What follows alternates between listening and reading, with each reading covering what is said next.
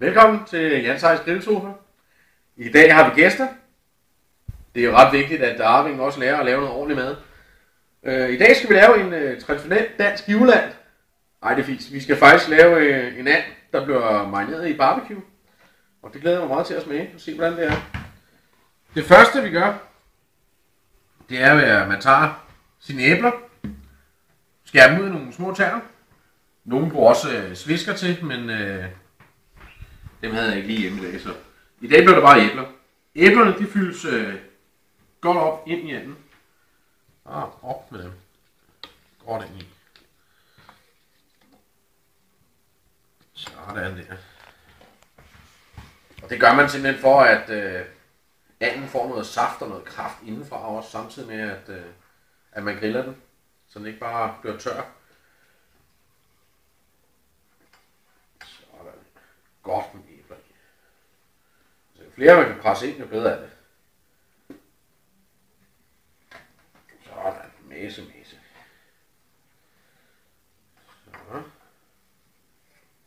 Kan vi lige se en gang, så tror jeg. Faktisk vi er ved at være der.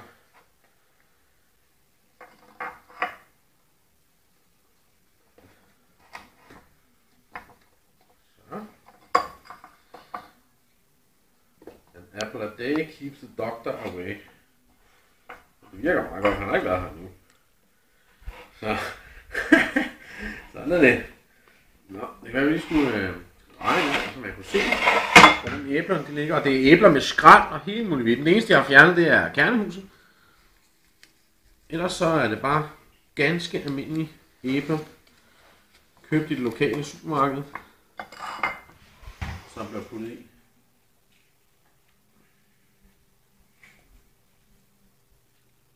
Sådan der. Sådan. Så har jeg jo en lille smule marinade tilbage fra min bacon explosion, så det kunne vi lige så godt få brugt på anden. Og den pensel, som så generøst blev udlånt af naboen i går, den har jeg jo selvfølgelig afleveret tilbage, så den her gang, så er det altså den store pensel, der var på. Sådan der, og ind den vej, og nam. Og igen, altså man kan sgu ikke få for meget, altså det er simpelthen, det er godt. Og det skal man have over hele her. Sådan der, så vender vi lige en gang.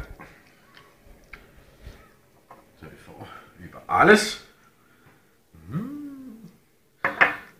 Sådan der. Kan du se? Ser det godt ud? Betyder det, at jeg er på dansk? Godt. Det er altid rart at kunne sprog. Jeg tror sgu vi vender den en gang til, og så lige putter det sidste på den anden side.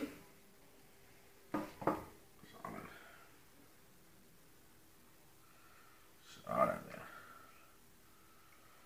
Nej.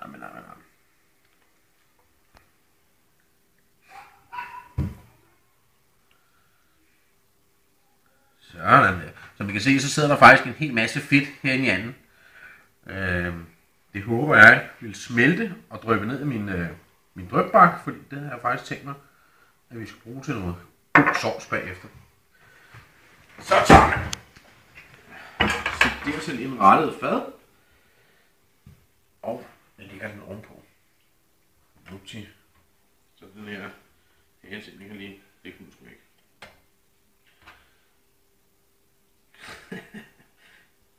Nej, det vil den ikke. Nå, den kan få lov til at ligge der. Det var det. Så du lige låget af? Ja.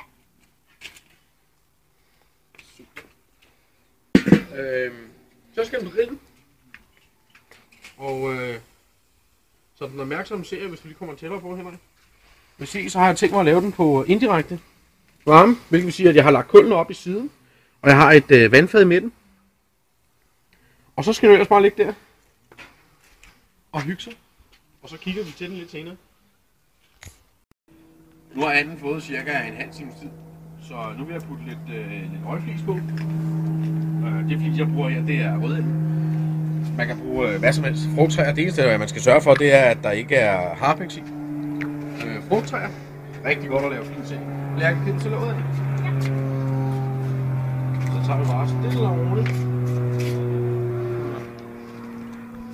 Lidt på her. Au, for dyvlen, det var godt nok nu. Sådan der, så går der et lille øjeblik. Nogle de gør dem våde først, men altså det betyder ikke noget.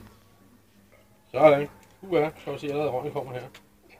Sådan. Så må du godt smide låget på igen, Lærke. Okay. Så vil man kunne se her, lige om lidt, så vil man kunne se, hvordan det begynder bare at ryge opad. Sådan, så kommer.